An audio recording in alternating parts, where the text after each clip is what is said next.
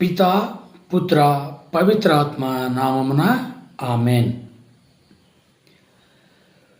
మనకు ఎంత విశ్వాసం ఉన్నప్పటికీ, విశ్వాసంలో నడుస్తున్నప్పటికీ, విశ్వాసమును ధరించుకొని మన జీవితాన్ని మనము గడుపుచున్నప్పటికీ కూడా ఆ విశ్వాస జీవితంలో మనము కొన్నింటికి ఎక్కువ ఆకర్షితులమై ఉంటాము.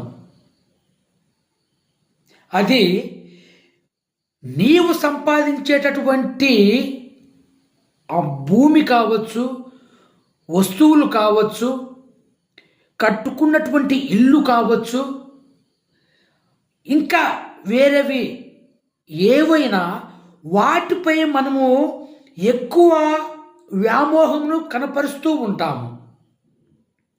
అరే, నేను ఈ లోకంలో ఉన్నది కొద్ది రోజులే, వీటిపై ఎటువంటి ఆకర్షణనైనా ఎటువంటి ప్రేమనైనా నేను కనపరుస్తే ఇవి నా వెంబటి రావు అని మనకు తెలుసు. కానీ వాటిపైనే మనకు ఎక్కువ ప్రేమ. వాటి కోసము మనము భక్తినైనా వదులుకుంటాము. వాటి కోసము మనము దేవుణ్ణైనా విడనాడుతాము. వాటి కోసము మనము మన భక్తినైనా చంపేసుకుంటాము, కానీ వాటిని వదులుకోము. ఉదాహరణకు, మన తల్లిదండ్రులకు ఉన్న భూములైనా, ఆస్తులైనా, మిగతా ఏవైనా వాటిని కాపాడుకునే క్రమంలో మన జీవితాన్ని మొత్తం కూడా అలా గడిపేస్తామే. కానీ అరే, ఆయన సంపాదించాడు సరే, నా జీవితాన్ని నేను ఒక క్రమశిక్షణ అయినటువంటి ఆ యొక్క జీవన క్రమంలో నేను నింపుకోవాలి అని చెప్పేసి మనం ఎప్పుడు కూడా ఆలోచించము. చూడండి, అబ్రహాము ఎంతగానో ఆశీర్వదింపబడ్డాడు. అబ్రహాము విశ్వాసమునకై ఆయన తల వంచాడు. భూములు ఉన్నాయి, పొలాలు ఉన్నాయి, పశువులు ఉన్నాయి, బంధువులు ఉన్నారు, చుట్టాలు ఉన్నారు, సొమ్ము ఉంది, సోకు ఉంది. అన్నీ ఉన్నప్పటికీ కూడా విశ్వాసంలో ఆయన ఏ విధంగా రాణించాడంటే, అన్ని వదిలేసుకొని అన్నిటిని వదిలిపెట్టి దేవుడు చెప్పిన దేశమునకు ఆయన బయలుదేరడం మొదలుపెట్టాడు. చూడండి, ఒక విశ్వాసి యొక్క పయనం ఆయన ఒక ఆలోచనలు ఏ విధంగా ఉంటాయో. అబ్రహాము, అరే ఈ ఊరే కావాలి నాకు, ఈ పొలాలే కావాలి, ఈ పశువే కావాలి, ఈ గ్రామమే కావాలి, నా బంధువులే కావాలి. ఒకవేళ ఆయన అనుకునింటే సారమ్మకు సంతానము వచ్చేదా? అందుకే హెబ్రీయుల గ్రంథము 11వ అధ్యాయము మొత్తం కూడా మనకు తెలుపుతుంది, విశ్వాసానికి నీవు ఏ విధంగా తలదించి ఉన్నావు అని చెప్పేసి. మనలో మన మాట, ఒకవేళ అబ్రహాము వాటిని వదులుకోకుండా ఉండింటే సారా అమ్మకు సంతానం కలిగేదా? పనికెత్తకు సంతానం కలిగేదేమో, కానీ సారమ్మకు సంతానం కలిగేదా? అందుకే విశ్వాసంలో నీకు ఉండాల్సింది దేవునిపై భక్తి. దేవునిపై నీవు ఆకర్షణీయురాలివి అయి ఉండాలి. కానీ ఈ భూగోళంలో ఉన్నటువంటి భూములకు కానీ, వస్తువులకు కానీ, మనుషులకు కానీ నీవు దగ్గరైన వేళ నీవు పాటించే విశ్వాసం కూడా వ్యర్థం. మన భక్తి అంతా ఏ విధంగా ఉంటుందంటే, నేను విశ్వసిస్తూనే ఉన్నాను, విశ్వాసంలో ఉన్నాను, నేను భూములను వదులుకోను. నా ఆస్తిని వదులుకోను, వేటిని వదులుకోను. అది మన విశ్వాసం. ఆ విధంగా జీవిస్తున్నాం మనం. అందుకే హెబ్రీయులకు రాసినటువంటి లేఖ 11వ అధ్యాయము 8వ వచనం చదువుకుంటే, విశ్వాసమే అబ్రహామును దేవుడు పిలిచినప్పుడు విధేయుడగునట్లు చేసినది. అదియే దేవుడు అతనికి ఇచ్చేదనని వాగ్దానం మొనర్చి ఉన్న దూర దేశమునకు అతడు వెళ్ళనున్నట్లు చేసినది. తాను ఎచ్చటికి పోవచ్చున్నది తెలియకయే అతడు తన స్వదేశమును విడిచెను. విశ్వాసం వలన దేవుడు తనకు వాగ్దానం మొనర్చిన దేశము తానొక విదేశీయునని వలె నివసించెను.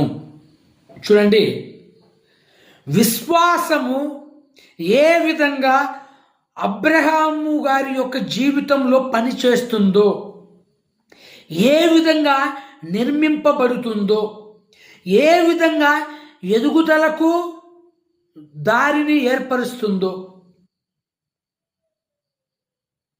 మనము ఈ లోకంలో ఉన్నప్పుడు, ఈ లోకానికి వచ్చినప్పుడు, ఈ లోకంలో వీటిపై ఎక్కువ వ్యామోహాన్ని పెంచుకుంటూ, ఎక్కువగా మనము తాపత్రయపడుతూ, కాయలు కాస్తూ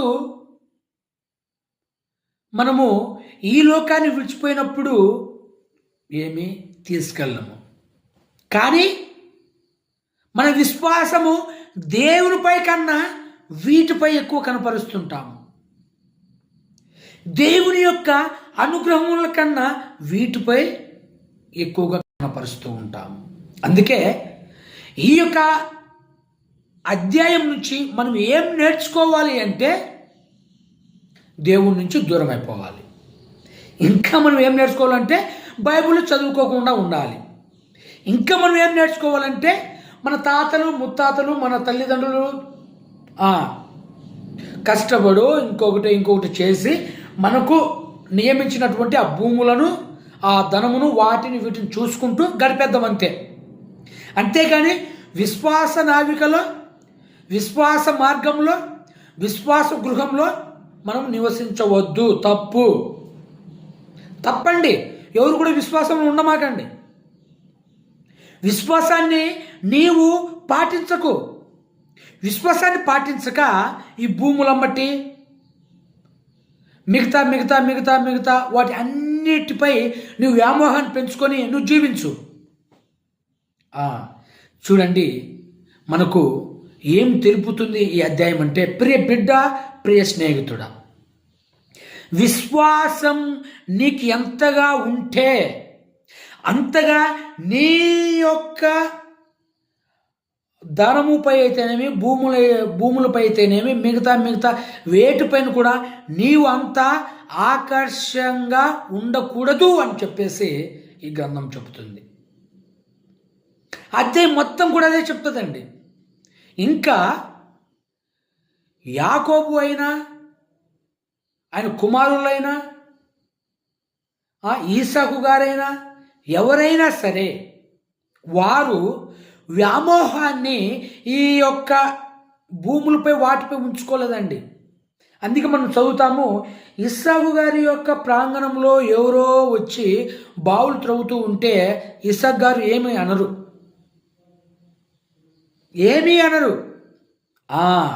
అందుకే ప్రియ సహోదరులారా, నీ విశ్వాస జీవితంలో, నీ భక్తి జీవితంలో, నీ జీవన క్రమములో నీవు, నీ కుటుంబము ఏ విధంగా ముందుకు సాగుతుంది, ఏ విధంగా నీవు నిలబెట్టుకోగలుగుతున్నావు, ఏ విధంగా నీవు కొనసాగగలుగుతున్నావు, ఏ విధంగా నీవు నీ భక్తిని తెలియచేయగలుగుతున్నావు, నీవే ఆలోచించుకో. నీవే ఆత్మ పరిశీలన గావించుకో. విశ్వాసము నిన్ను నిలబెట్టాలి అన్నా, విశ్వాసం వలన నీవు ఆశీర్వదింపబడాలి అన్నా, నీవు కొన్నిటికి బాయి చెప్పాలి, కొన్నిటికి హాయి చెప్పాలి. కొన్నిటికి నువ్వు ఎప్పుడైతే బాయి చెప్తావో అప్పుడు నీకు ఆశీర్వాదాలు హాయి చెప్తాయి. నీవు వేటికైతే బాయ్ చెప్పవో వాటికే నువ్వు హాయ్ చెప్తే దేవుడు కూడా నీకు బాయ్ చెప్తాడు. వద్దు, ఈ లోకముపై కానీ ఈ లోక ఏటిపై కూడా నీకు వ్యామోహం కానీ ఇతర ఏవి కానీ వద్దు. ఎందుకంటే అవన్నీ కూడా నీతో పాటు రావు, అవన్నీ కూడా నిన్ను దేవునికి దగ్గర చేయవు, అవన్నీ కూడా నీకు ఏమాత్రం లాభం ఉండదు. ఆలోచించాలి ప్రియ సహోదరి సహోదరులారా. అదే హెబ్రీయులకు రాసినటువంటి లేఖ 11వ అధ్యాయము 17-18. దేవుడు అబ్రహామును పరీక్షించినప్పుడు విశ్వాసం చేతనే అబ్రహాము తన కుమారుడు ఈసాకును బలిగా అర్పించను. దేవుని వాగ్దానములను పొందిన అబ్రహాము ఏకైక కుమారుని బలిగా అర్పించుటకు సిద్ధపడెను. ఈసాకు మూలముననే నీ వంశము అభివృద్ధి అగును అని దేవుడు అతనితో చెప్పి ఉండెను. చెప్పాను కదండి. దేవుడు నీవు విశ్వసిస్తే నీ విశ్వాసాన్ని ఒమ్ము చేయడు, నీ యొక్క భక్తిని ఆయన వదిలిపెట్టడు. ఇటుపక్క విని ఇటుపక్క వదిలేసేటటువంటి దేవుడు కాదు మన దేవుడు. విశ్వాసాన్ని నీవు ఏర్పరచుకో, విశ్వాసం అనేటువంటి వస్త్రాన్ని ధరించు, విశ్వాసం అనేటువంటి ఆ యొక్క పరిమళ ద్రవ్యమును నీవు ఉంచుకొని పరిమళించే విశ్వాసిగా పరిమళిస్తూ నీ విశ్వాస జీవితంలో నీ ఇతరులకు వ్యాపింపబడు. నీవు నీ జీవితం ఎప్పుడైతే పరిమళింపబడుతుందో అప్పుడే నీవు దేవునికి సన్నిహితమైనటువంటి స్నేహభావాన్ని కలిగి ఉన్నావని అర్థము.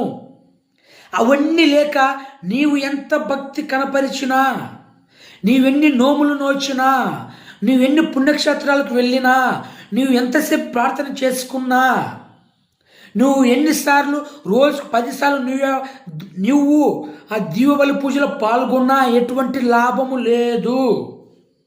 విశ్వాసాన్ని కట్టుకో, విశ్వాస నావికలో పయనించు.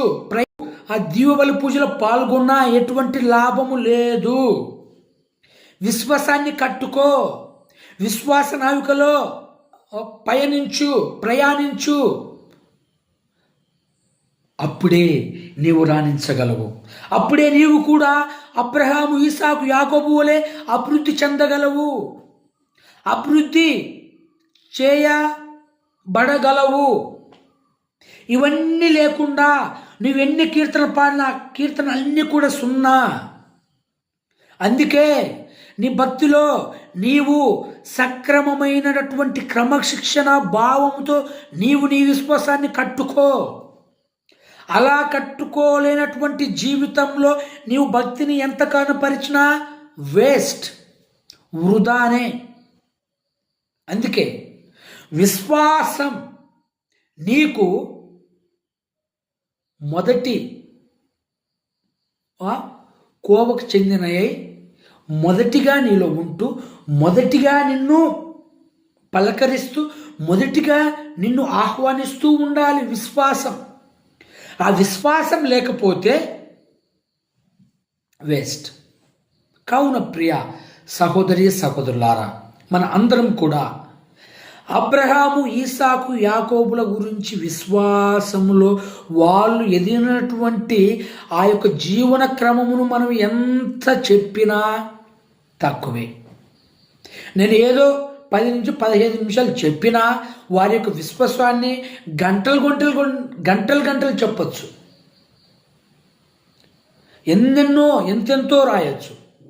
కావున మనం అందరం కూడా ఈ శుక్రవారం రోజున దేవా వారికి దయచేసినటువంటి విశ్వాస భాగ్యము నాకు అనుగ్రహించి నాలో ఉన్నటువంటి ఈ లోక ఆశలు అన్నిటిని కూడా తీసివేసి నన్ను నీలో, మీలో, మీ కొరకై, మీతోనే, మీ ద్వారా నేను విశ్వాసమునకు పాత్రుడనై విశ్వాస నావికలో జీవించేటటువంటి విశ్వాస పాత్రురాలిగా నన్ను చేయండయ్యా, నన్ను మార్చండయ్యా, నా విశ్వాసాన్ని పెంచండయ్యా అని చెప్పేసి మనం అందరం కూడా ఈ శుక్రవారం రోజున ప్రార్థన చేసుకుందాము. దేవుడు మనందరినీ కూడా దీవించునుగాక. ఆమేన్.